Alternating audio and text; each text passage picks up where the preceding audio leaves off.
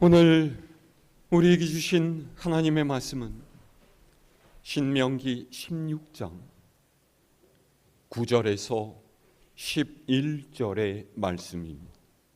구약성서 287면입니다.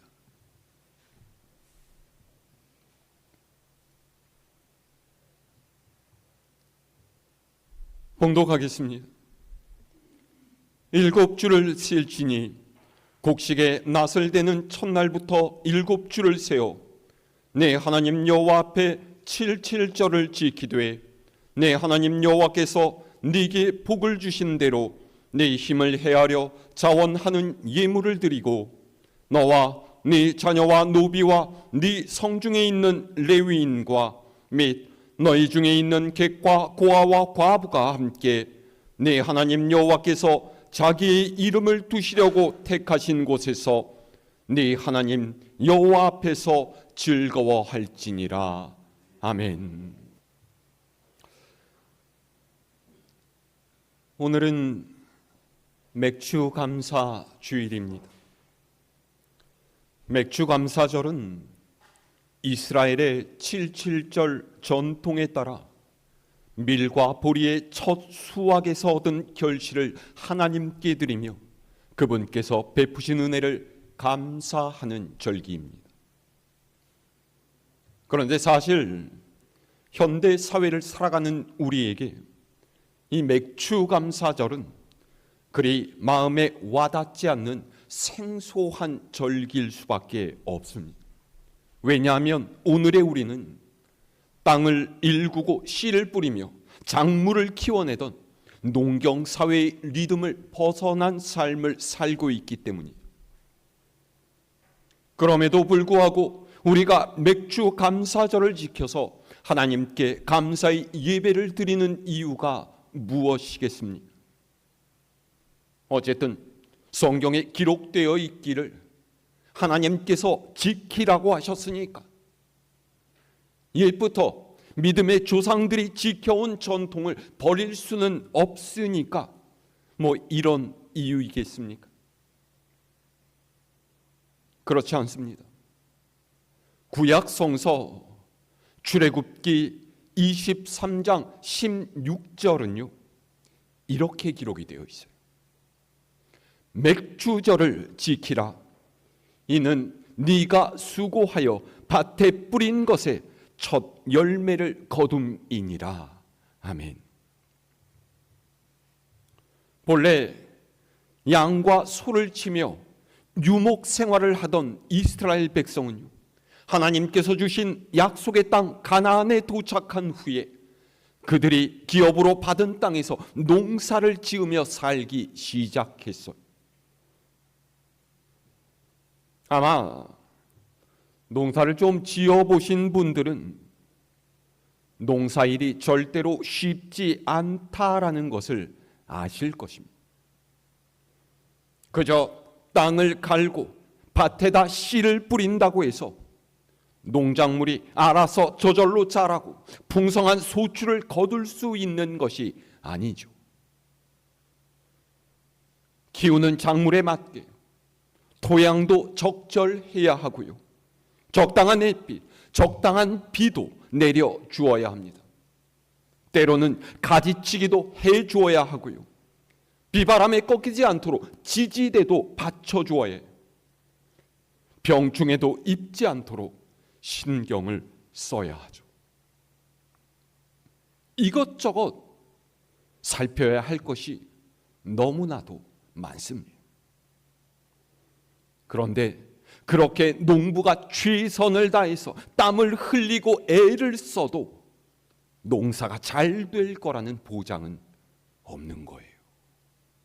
하물며 이스라엘 백성이 농사에 대해서 뭘 알았겠습니까? 그래서 이들은 농사를 지으면서 더 크게 깨닫게 된 거예요. 아, 이게 내 힘과 내 노력만으로 되는 것이 아니구나. 하나님께서 살피시고 도와주셔야만 되는구나.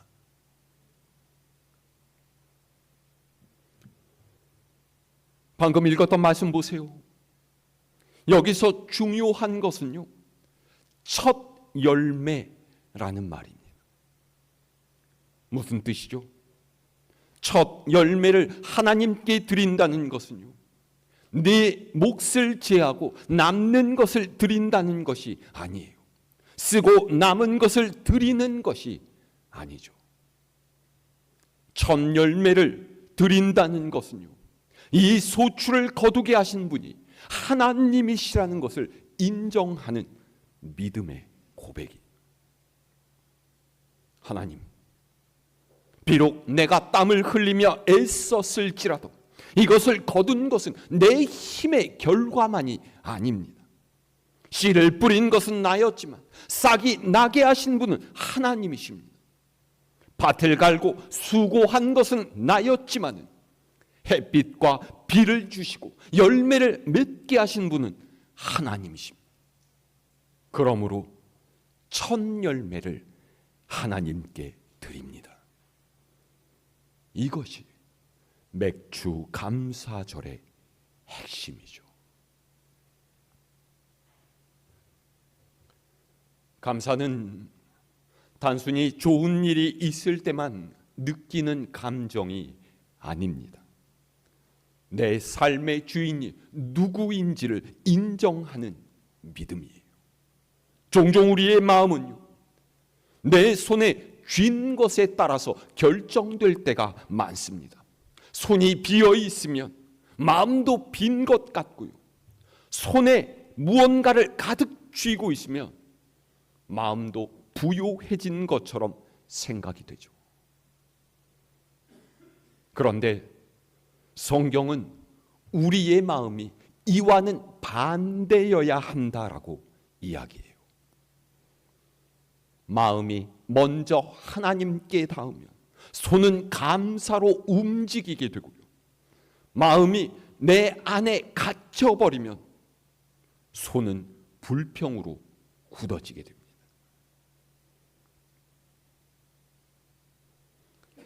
우리는 보통 삶의 결과물을 놓고서 나의 포커스를 맞추기가 쉬워요.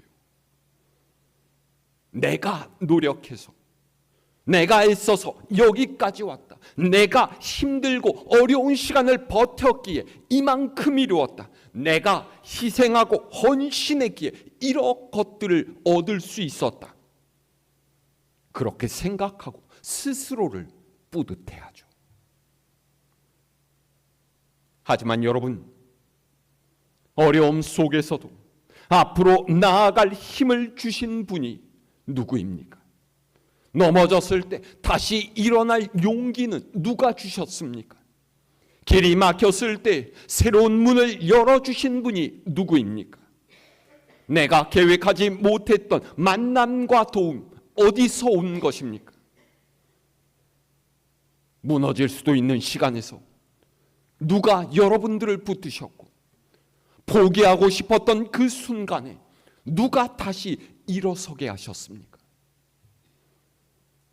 나의 건강과 나의 일터와 내 가족, 내가 날마다 시작하는 그 하루하루는 정말로 오롯이 내 힘만으로 얻은 것이라 말하실 수 있습니까? 물론 하나님께서는 나의 수고를 가볍게 여기지 않으십니다. 하나님께서는 우리가 애쓰고 노력한 것을 다 아셔요. 하지만 맥주감사절은 그 수고의 최종 주인이 하나님이시라는 것을 고백하는 시간이에요.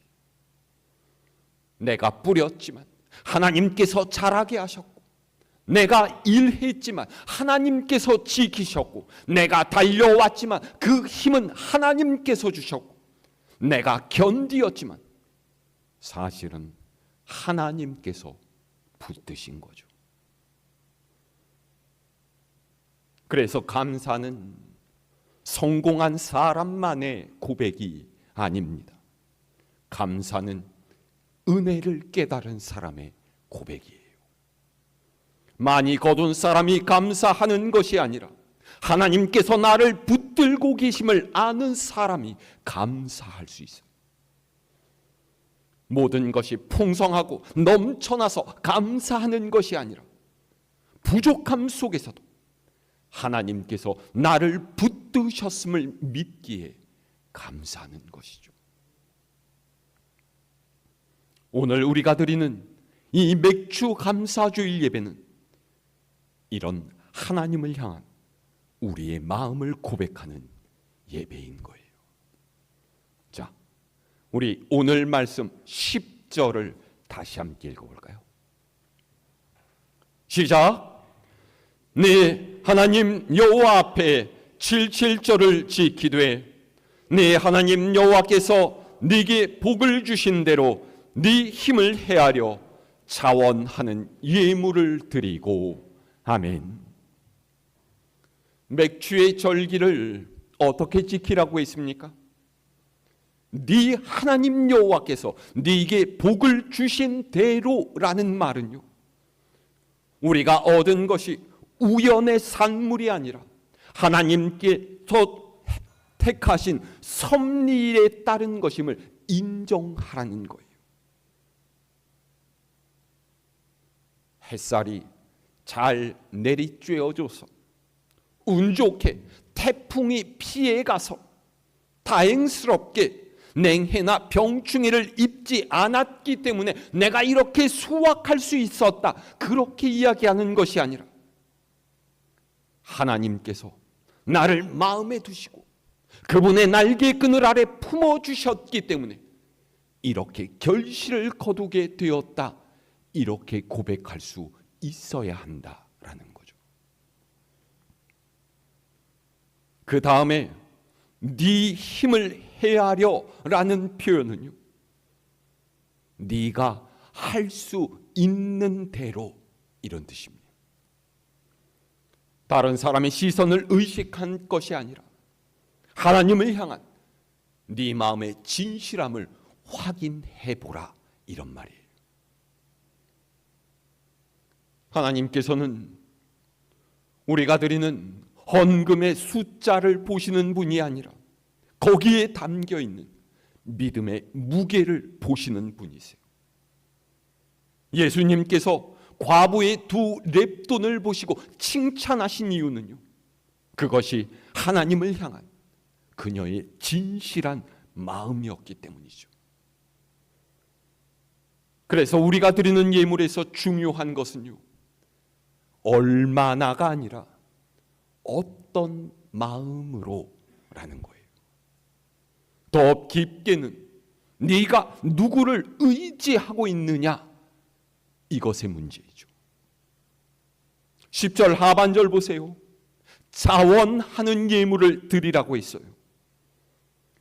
우리 하나님께서는 강요함으로 제사를 받으시는 분이 아니십니다.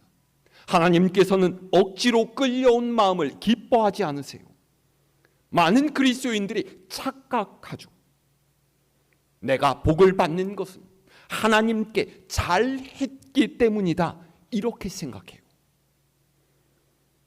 그래서 주일 예배에 빠지지 않고 헌금 꼬박꼬박 드리면서 교회 일에 헌신 봉사하면 하나님께서 그에 합당한 복을 주실 거라고 믿고 있는 거죠. 하지만 그렇지 않습니다. 그것은 세상적인 거래이지 사랑의 관계는 아니에요.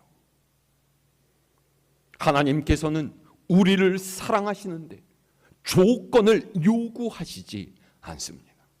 네가 나를 위해서 이렇게 하면 내가 이만큼 해주겠다, 그렇게 말씀하시지 않아요. 하나님께서는 우리가 아무 자격, 아무 공로가 없을지라도 우리를 사랑하십니다. 십자가의 복음이 바로 하나님께서 우리를 구하시기 위해서 그분을 먼저 내어주셨다라는 증거가 아니겠습니까? 그래서 자원하는 예물이란 주님께서 주신 은혜에 대한 반응이에요. 하나님께서 먼저 베풀어 주신 사랑과 은혜를 알기에 저도 기쁨으로 드립니다. 이것이 오늘 우리가 드리는 예물의 의미인 거죠. 자, 우리 그 다음 11절의 말씀도 읽어볼까요? 시작. 너와 네 자녀와 노비와 네 성중에 있는 레위인과 및 너희 중에 있는 객과 고아와 과부가 함께 네 하나님 여호와께서 자기의 이름을 두시려고 택하신 곳에서 네 하나님 여호와 앞에서 즐거워할지니라. 아멘. 하나님께서 지키라 하신 절기는 혼자서 즐기는 축제가 아니라 하나님 앞에서 함께 누리는 은혜의 잔치입니다.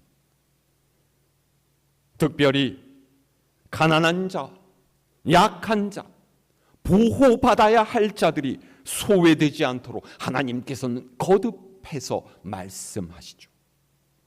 너와 네 자녀뿐만이 아니라 네 종들과 땅에 수확이 없는 레위인과 의지할 데 없고 궁핍한 나그네와 고아, 과부가 함께 하나님 앞에서 즐거워할 수 있게 해라. 이것이 우리로 하여금 절기를 지키라 하시는 하나님의 뜻입니다. 여러분, 참된 감사는 나의 기쁨만으로 끝나는 것이 아니라 나의 기쁨이 이웃에게로 흘러가도록 길을 내는 거예요. 하나님께서 주신 복은요, 흐르는 물과 같아야 합니다. 그것이 나에게서 멈춰버리면요, 고인물이 되어서 썩게 되지만은요, 나를 거쳐서 계속 흘러가게 되면 생명을 살리는 축복의 통로가 되는 것이죠. 그래서 오늘 우리의 예배는 나의 감사로 시작해서 우리 모두의 기쁨으로 넓어져야 합니다.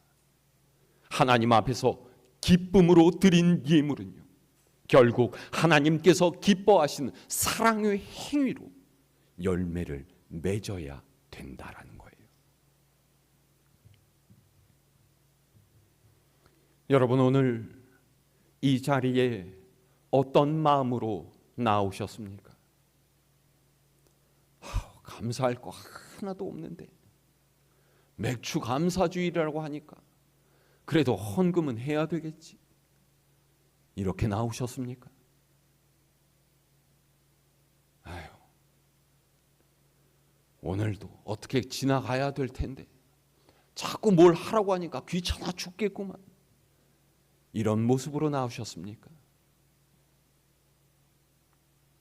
오늘 우리의 예배가 하나님 앞에 기쁨으로 드리는 거룩한 산제사가 되기를 바랍니다. 우리의 기쁨은 단지 이 시간에만 머무는 것이 아니라 가정에서의 말투가 되고요, 일터에서의 태도가 되고요, 이웃을 향한 손길이 되어야 해요. 그렇게 감사가 삶에서 깊어지면 우리의 인생이 부드러워지고 마음 안에 욕심이 줄어들게 됩니다. 하나님께서 내게 복을 주셨노라고 고백하는 사람은요, 다른 사람을 부러워하면서 과한 욕심을 부리지 않아요. 왜요? 이미 받은 은혜가 충분하기 때문이죠. 그래서 참된 감사는 탐욕을 멈추게 하고, 참된 기쁨은 다른 사람과 비교하지 않게 합니다.